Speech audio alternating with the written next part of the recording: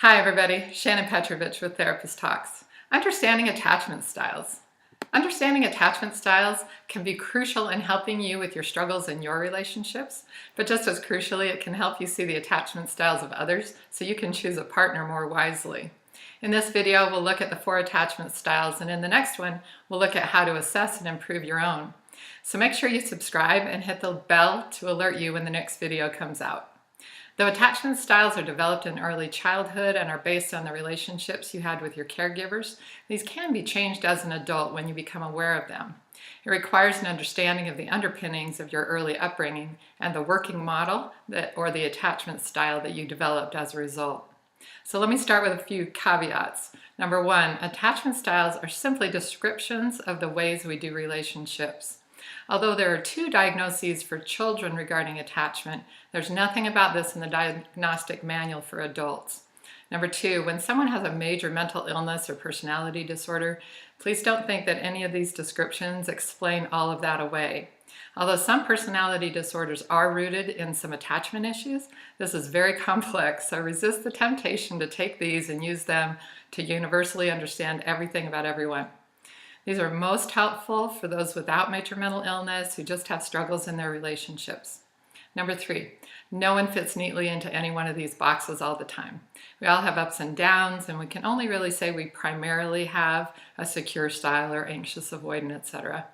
And number 4, there are different labels on these attachment styles, and after doing a bunch of research for this video, I'm using the ones that are most common, but also the ones I found most descriptive and helpful based on my years of experience in education. So breaking down this massive amount of information into something digestible is a bit daunting, but here we go. The foundation. We form attachments as children, and this informs our adult attachments.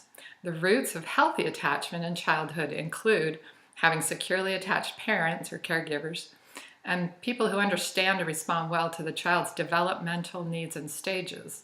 So here's developmental psych in a nutshell. A child needs all of their needs met and nurtured during their first year of life.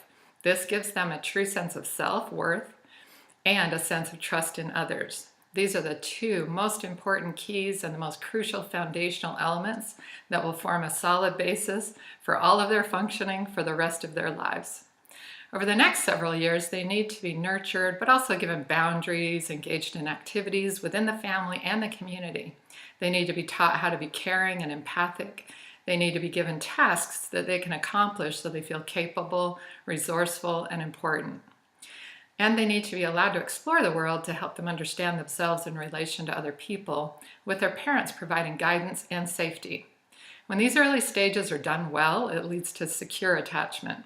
If your childhood was lacking in one or more of these areas, this leads to insecure attachments. And these working models that we create at this early stage inform how we recreate attachments throughout our lives, or until we look at them and change them. Number 1, secure attachment. Children with secure attachment generally see themselves as competent and worthy of care and respect, and they see others as helpful and supportive. They display resilience within themselves, and they relate positively to others. They're secure enough to accept the perspectives of others, and they would also see when someone was not being caring towards them, and they would distance themselves from that person. Children with secure attachment see their parents as a solid base from which they can venture out and independently explore the world.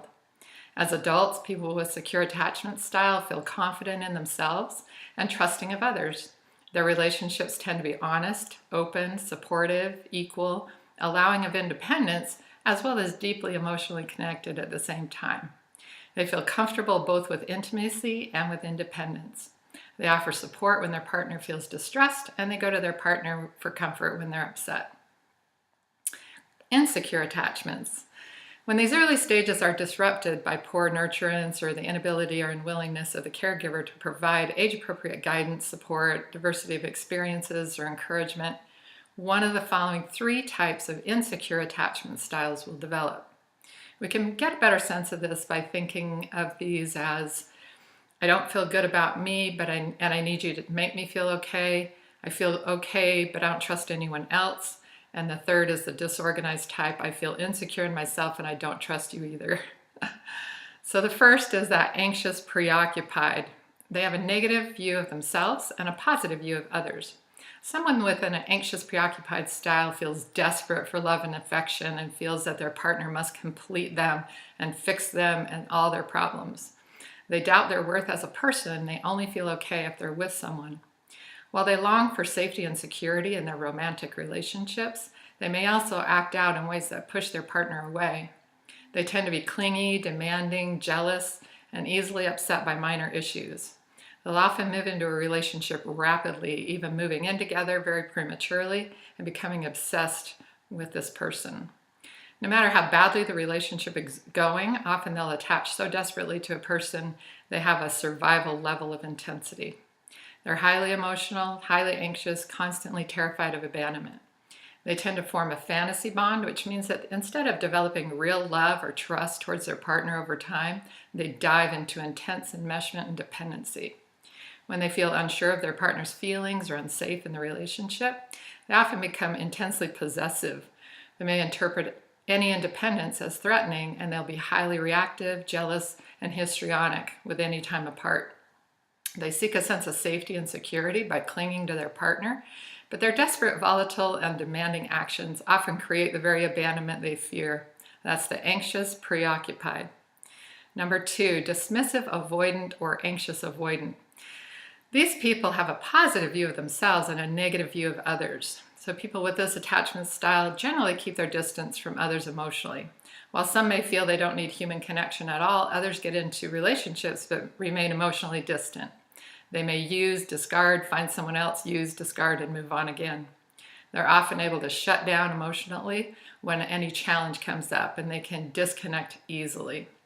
People with this attachment style desire a high level of independence, even avoiding attachment altogether at times. They view themselves as self-sufficient, aloof, invulnerable. They often deny needing close relationships, or they see them as relatively unimportant. If you do get into a partnership, they will tend to emotionally distance themselves from their partner as soon as there's trouble. They will suppress their feelings, tend to be defensive, and they tend to deal with any discord by distancing themselves. They often come off as focused on themselves, tending to be self-indulgent. And while every human being needs connection, people with a dismissive, avoidant attachment tend to lead more inward lives, both denying the importance of loved ones and detaching easily from them. And the third insecure attachment style is a fearful, avoidant, or disorganized attachment. We have to think about these people as having unstable, fluctuating, and confused views of themselves and others. So they want closeness and at the same time are terrified of getting too close. So this is the most common form of attachment for people with losses or other trauma, such as sexual abuse in childhood and adolescence. They tend to feel uncomfortable alone and just as uncomfortable with emotional closeness. They commonly view themselves as unworthy of love and respect, so are desperate for attention, just like the preoccupied, but they don't trust the intentions of others, so they're like the dismissive. They attempt to keep their feelings under control, but they're unable to.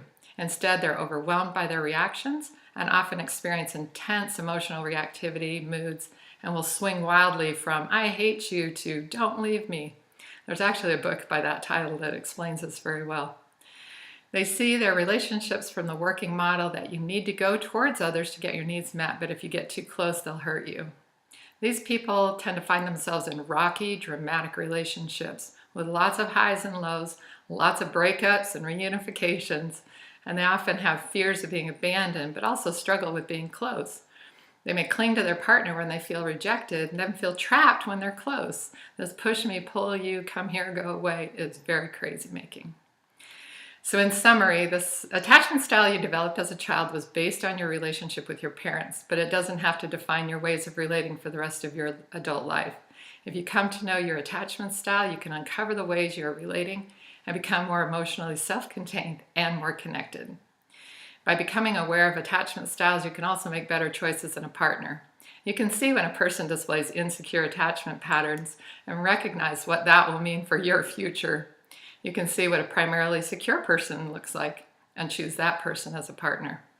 In the next video, you can assess your style with some simple questions, and we'll talk about ways to become more securely attached. If you've appreciated this video, please subscribe and please share on your social media. You never know when something you share might help somebody else. Take good care of yourselves, and I'll talk to you again soon.